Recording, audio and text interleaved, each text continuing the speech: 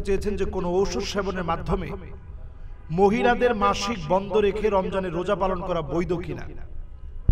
না, এটা আমরা ইসলামী দৃষ্টিকোণে যদি আমি উত্তর দিতে চাই তাহলে বলবো যে এটার কোনো প্রয়োজন নেই।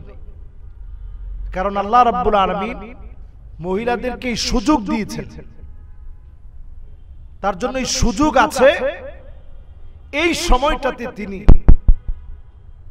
রোজার যে আল্লাহ রাব্বুল আলামিন রুখসত দিয়েছে, এই রুখসতটা রোজা না রেখে সে শরীয়ত মেনে বরং এই রুখসতটা গ্রহণ করবে, এটা শরীয়তের দাবি। এই সময়টা আপনি ওষুধ খেয়ে বন্ধ করবেন, এরপরে ইবাদত বন্দেগী করবেন, যে রমজানের মহা ইবাদত, ইবাদতের বসন্তকাল আমার কাছ থেকে ছুটে গেছে, এটা কেমনে হয়? কাজী রমাদানের এই বসন্তকালে আমাকে অবশ্যই যে কোনো ট্যাবলেট খেয়ে এই পিরিয়ডের টাইমে মাসিকটা বন্ধ রেখে আমাকে ইবাদত করতে হবে। ইসলাম কিন্তু এমনটা শেখায় না। ইসলাম আপনাকে শেখায় মা উলজিমা ফিহি কুলফা, যখন আপনার উপরে যেটা অর্পিত হয়েছে শরীয়ত থেকে ওইটা আপনি মানবেন, ততটুকুন আপনি মানবেন। শরীয়ত মানার ক্ষেত্রে যেন আপনার কষ্ট না হয়, কঠিন না হয়, বোঝা না হয়, এটা আপনি মানবেন। এবং খেয়াল রাখবেন যেন তাবদীলুল খলক না হয়। আল্লাহর যে সিস্টেম, একজন মহিলাকে আল্লাহ যে সিস্টেম দিয়েছেন এটার বাহিরে যেন কোনো কিছু না হয়, এই বিষয়টা খেয়াল রাখতে হবে। এই বিষয়টা খেয়াল রেখে আমি বলবো যে এটার আগ বাড়িয়ে এটা করার কোনো প্রয়োজন ইসলাম আপনাকে বাধ্যবাধকতা দেয় না। তারপরেও যদি কোনো মহিলা করে ফেলে, সে হারাম করে ফেলছে, এটা বলা যাবে না। কারণ সে ইবাদতের মহাব্বতে, ইবাদতকে ভালোবেসে এই কাজটা করতে চেয়েছে। তো আমি বারবারই বলবো এটা ইসলাম নিরুৎসাহিত করেছে। কারণ আল্লাহ তাআলা যেটা যেখানে যে পর্যন্ত দিয়েছে এটাকে এইভাবে মানাটাই হচ্ছে শরীয়ত। বাড়াবাড়ি করার কোনো সুযোগ নেই। আশা করি বুঝতে পেরেছেন। এরপরের প্রশ্ন হচ্ছে, সিয়াম পালনকারীকে আল্লাহ তাআলা কি কি পুরস্কার দিবেন? সিয়াম পালনকারীর সবচেয়ে বড় পুরস্কার হচ্ছে আস-সাওমু লি ওয়া আনা আজজিউ বিহি আও উজজা বিহি, রোজা আমার জন্য। এই রোজা যে রাখবে, আল্লাহ পাক নিজে হাদিসে কুদসির ভিতরে বলতেছেন আমি নিজেই তার প্রতিদান। তার মানে যে রোজা রাখছে আল্লাহ নিজে তার প্রতিদান। সুবহানাল্লাহ বিহামদিহি। তা আল্লাহ তাআলা যত বড়, প্রতিদানও কিন্তু তত বড়। রোজাদারদের জন্য রাইয়ান নামক একটা দরজা থাকবে, ওই দরজা দিয়ে শুধু রোজাদারেরাই প্রবেশ করবে। এবং আমরা একটা হাদিস সব সময় শুনি, ফামুস সাইমি আতিয়াবু ইনদাল্লাহি মিন রিহি মিস্ক,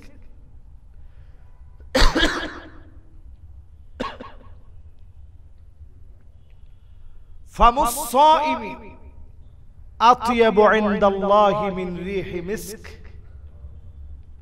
রোজাদারের মুখের যে দুর্গন্ধটা হয়, মানে লম্বা সময় না খেয়ে থাকলে, আপনি দেখবেন যে না খেয়ে থাকলে, কথা না বললে অথবা চুপ করে একটা অবস্থায় থাকলে দেখবেন মুখের ভিতরে একটা দুর্গন্ধ তৈরি হয়।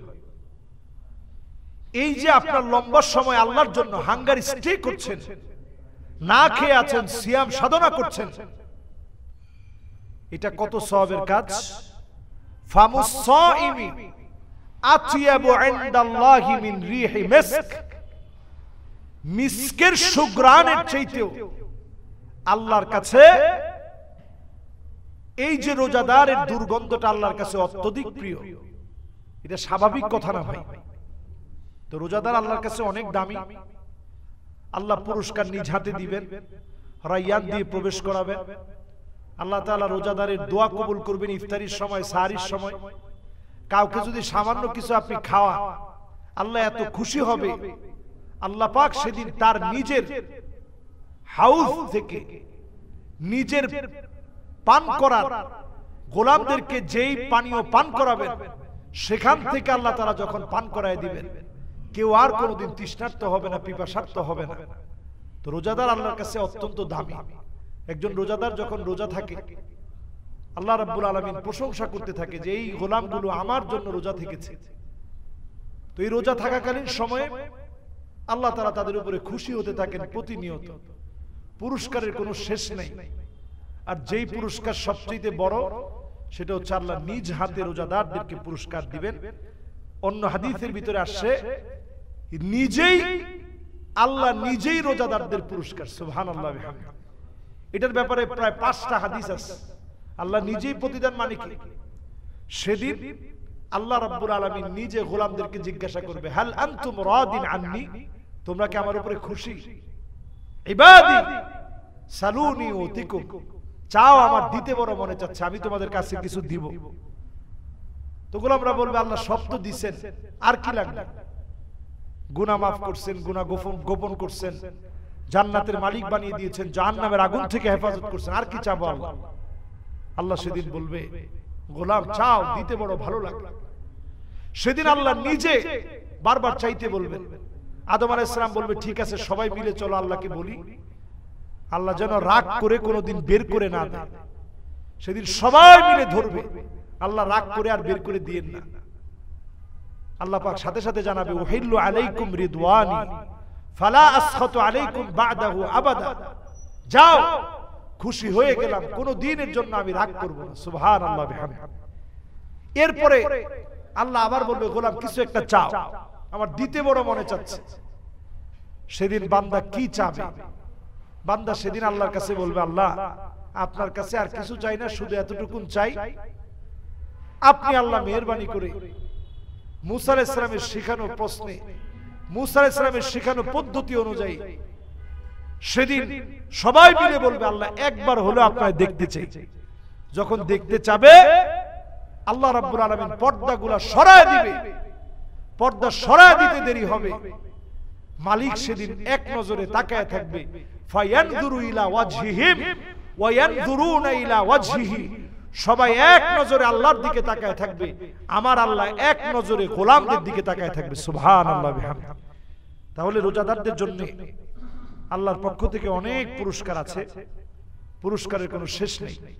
আল্লাহ নিজেই পুরস্কার। এই পুরস্কার দেওয়ার সময় বান্দাদেরকে আল্লাহ বলবে, ওয়ালা দাইনা মাজিদ, যুগের পর যুগ চলে যাচ্ছে, সবাই তাকায় আছে আল্লাহর দিকে। আল্লাহ তাআলা বলবে, সামনের দিকে যাও, আরো অনেক অনেক পুরস্কার আছে। সুবহানাল্লাহ বিহামদিহি। এরপর এক ভাই প্রশ্ন করেছেন যে তারাবির নামাজ কত রাকাত?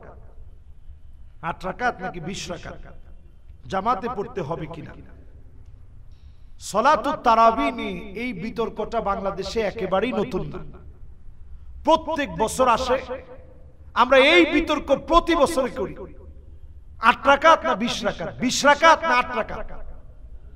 আচ্ছা, সালাতুত তারাবি এটা তাতাওয়ান, এই নামাজটা পড়লে সওয়াব হবে। আর আমরা রমজান মাসে তো সওয়াবের কাজটাই বেশি করব। মান কামা রমাদান ঈমানান ওয়া ইহতিসাবান গুফিরা লাহু মা তাকদ্দামা মিন যামবিহি। এই রমাদানে যারা সালাতুত তারাবিতে দণ্ডায়মান হবে, দাঁড়াবে, আল্লাহকে ডাকবে, তাদের জন্য আল্লাহ রাব্বুল আলামিন আগের গুনাহগুলো আল্লাহ তাআলা মাফ করে দিবে। সুবহানাল্লাহ বিহামদিহি। আমরা কোয়ালিটি মেইনটেইন না করে শুধু কোয়ান্টিটি নিয়ে আমরা মারামারিতে আছি বাংলাদেশে বহু বছর ধরে।